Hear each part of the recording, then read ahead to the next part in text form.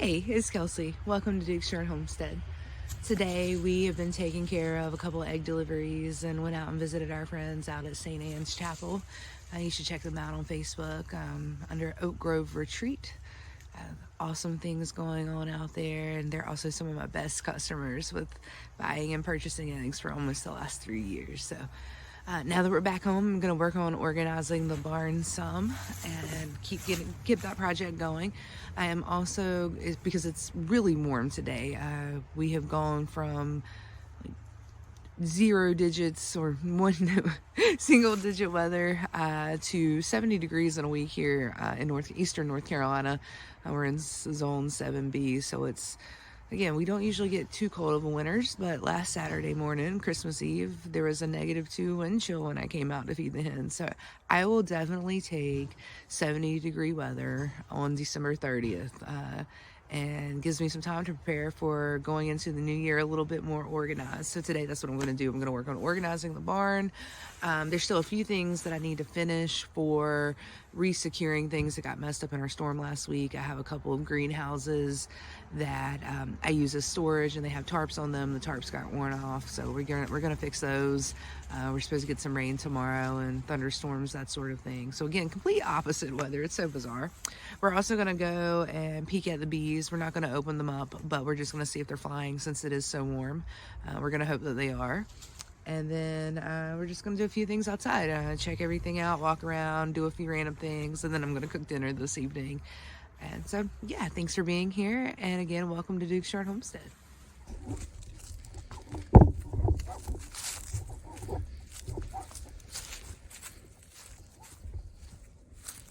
Yeah. Super excited to see that right there. I was really worried with the wind. This is our first year overwintering bees. So with the wind and the cold that we had last week, I was nervous about them making it through it, but it looks like we're doing all right there. So they are flying today. We do have bees. They made it through that hard cold, and I'm excited about that.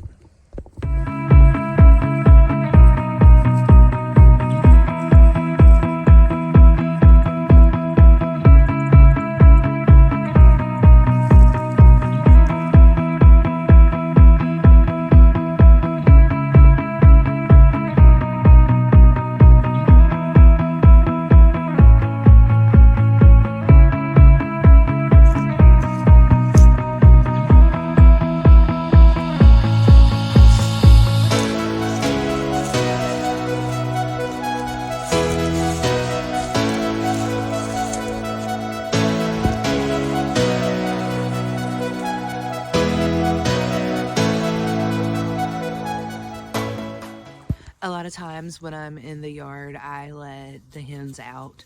I have a small property that's not developed beside me, and they go over there. There's a lot of greens right now. There's grass and weeds and that sort of thing, and lots of leaves, so they love scratching. So they're over there. They're out of their coops. And when this happens, when I let them out, obviously like I said, I stay in the yard with them, or I'm outside. I've been really cautious about predators and that sort of thing the last little bit. And so they are supervised. And after that, we're going to fix them some mash, even though it's warmer today. I'm going to just go ahead and do that for them. And we'll walk through that process. It's super easy. And I know some people ferment their feed. I do not ferment my feed. I may look into doing that when it gets a little bit warmer, just because of the health benefits and the nutrients that are more ready accessible to the hens during feeding. But I don't do that right now. I just make a warm mash and get that to them. And we're also going to refill their waters. They're just random things. So.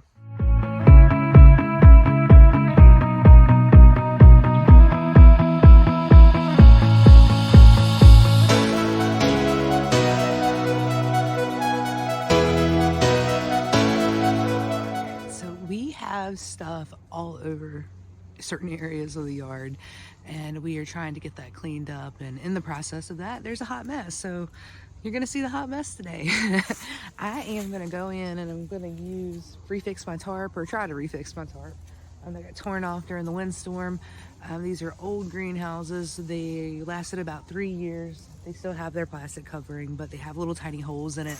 So I have put tarps over them so I could use it for storage, and that has gone really well. I keep like pots in there, planters, some extra cat buckets, extra feed buckets, things that it's okay if they're out in the elements to some degree. Nothing that's going to get messed up if the tarps blow off. So I'm going to zip ties those down. I use zip ties a lot here on the homestead. Sorry, I'm a little distracted. The chickens are all coming back from the side yard, but they that's what we're going to do. I'm going to get these strapped on and go from there.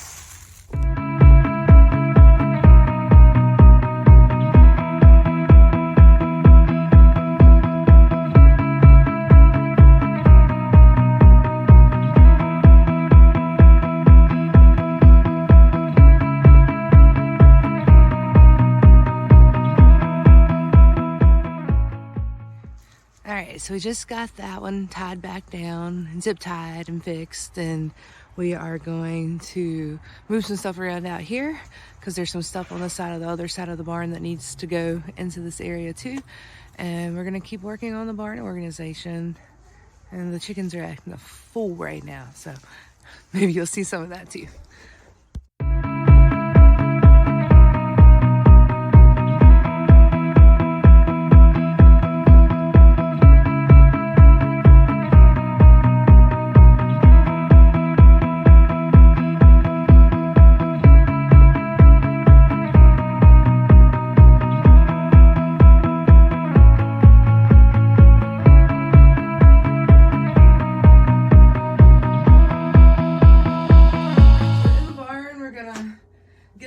Organized, and as I was going through some stuff, I found some gloves, and I'm the world's worst at losing gloves or leaving them out or not putting them back where they belong.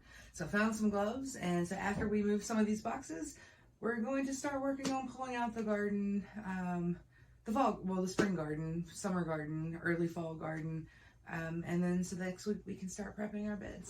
First, we're going to get to this job.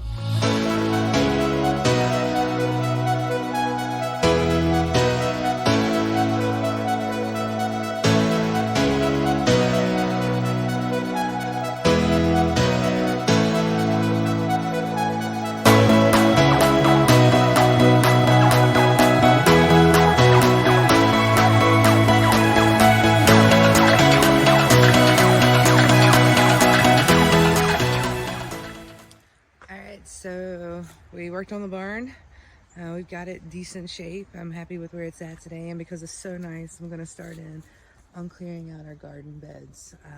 We have 2 different sizes here. We have, well, really 3 different sizes, but back here we have 4x8s by 2s, and we have 4 by roughly 24 by 2.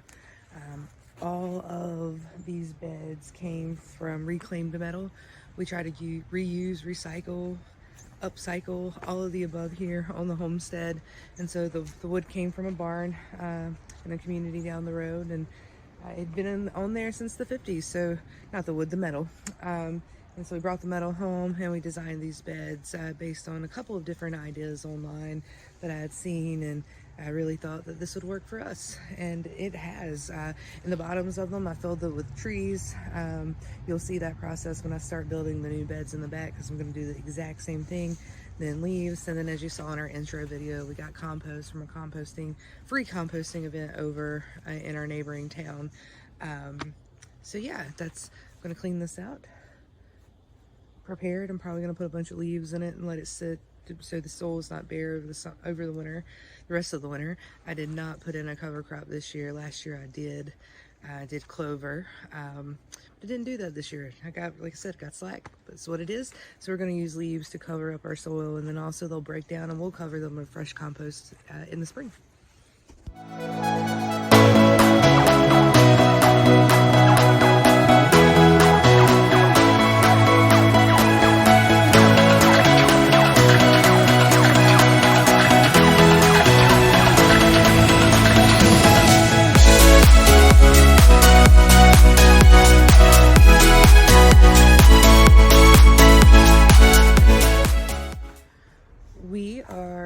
to get everything we just pulled out of this bed put into our compost pile, and I will come back with my ladder and get the top stuff on a different day.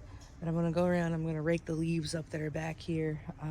They're getting pretty deep. We have quite a few oak trees between my property and my neighbor's property. And I'm gonna put them in these beds just to kind of rest instead over winter. And then a little bit later, it's almost 2023, you guys. Like, it's blowing my mind, honestly. So later in 2023, probably March, I'll go in, mix all those leaves in, if not before March, and add some manure, fertilizer.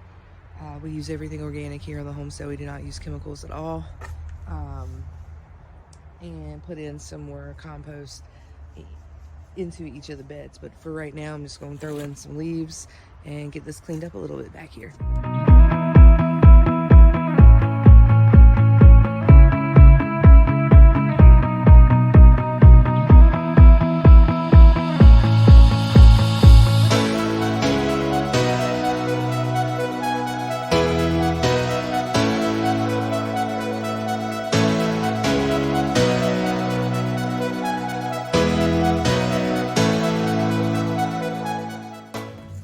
Say one of the hardest things about having trellises is cleaning them. I'm sure you saw me struggle with that.